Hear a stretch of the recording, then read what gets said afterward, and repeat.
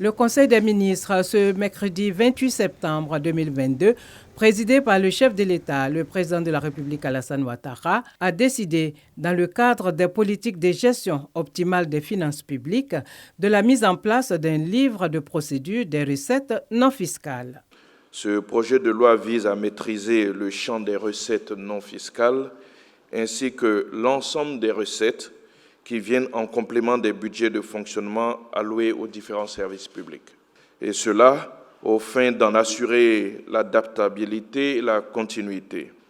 Il définit donc ainsi et classifie les recettes non fiscales, précise les conditions et les modalités de leur création, émission, ordonnancement et recouvrement. Cela, bien entendu, dans le cadre donc, du renforcement de la transparence dans la gestion des ressources. La protection de la nature. Le gouvernement se dote d'un code de l'environnement qui répond aux nouveaux enjeux écologiques au centre des politiques internationales. Ce décret vise à développer à la fois la conscience écologique des pouvoirs publics et des populations et prévoit un cadre institutionnel et financier des politiques environnementales amélioré auquel est rattaché un système répressif renforcé avec la création d'une police spéciale environnementale. Le gouvernement a également autorisé la mise en œuvre de l'obligation d'enrôlement à la couverture maladie universelle.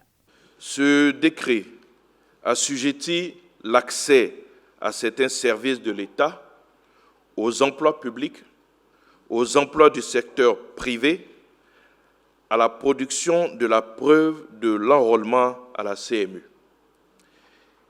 Ainsi, la preuve de l'enrôlement à la CMU, à savoir la carte d'assuré de la couverture maladie universelle, à défaut, le récépissé d'enrôlement ou l'attestation de droit délivrée par la Caisse nationale d'assurance maladie doit être présenté par chaque citoyen pour les opérations suivantes.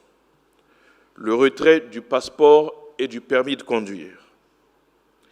L'inscription aux examens et concours d'entrée à la fonction publique, à la police, à la gendarmerie et dans l'armée.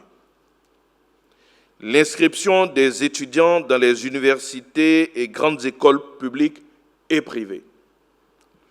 L'inscription des élèves âgés de plus de 16 ans dans les lycées, collèges et établissements d'enseignement technique et professionnel, qu'ils soient publics ou privés. Le recrutement dans le secteur public et parapublic. Le recrutement dans le secteur privé. L'accès aux programmes sociaux financés par l'État. L'accès aux programmes de soutien à l'emploi et aux activités génératrices de revenus financées par l'État.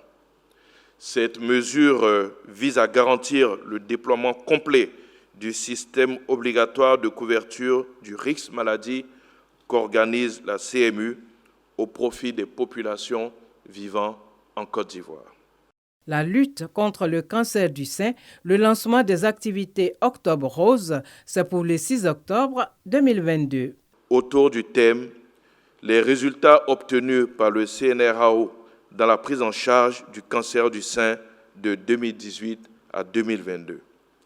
Ce thème appelle les professionnels de la santé, les pouvoirs publics, le secteur privé et la société civile à s'investir davantage dans la lutte contre le cancer du sein, qui demeure le cancer le plus mortel chez la femme, et les invite à soutenir le CNRAO, dont les résultats sont plus que probants. Dans cette dynamique, le Premier ministre procédera, à l'occasion donc du lancement des activités d'Octobre Rose, à la pose de la première pierre du centre de nutrition en cancérologie du CNRAO, offert par la Fondation CIFCA, en vue de développer davantage les soins d'accompagnement initiés par le centre dans le domaine de la nutrition.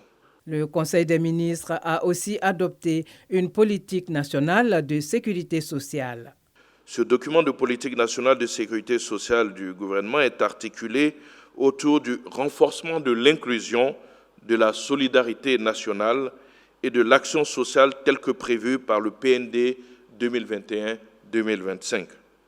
Il vise à consolider la gouvernance et le financement de la sécurité sociale et à améliorer les procédures et l'offre des prestations aux populations avec la création à venir de nouveaux régimes tels que l'assurance chômage et le régime de retraite complémentaire des travailleurs du secteur privé. Notons que la 3e édition du sommet Finances en commun se tiendra à Abidjan du 19 au 20 octobre 2022. Organisée par la Banque africaine de développement et la Banque européenne d'investissement, en collaboration avec le gouvernement, cette rencontre de haut niveau est placée sous le thème « Une transition juste et verte pour une reprise durable ».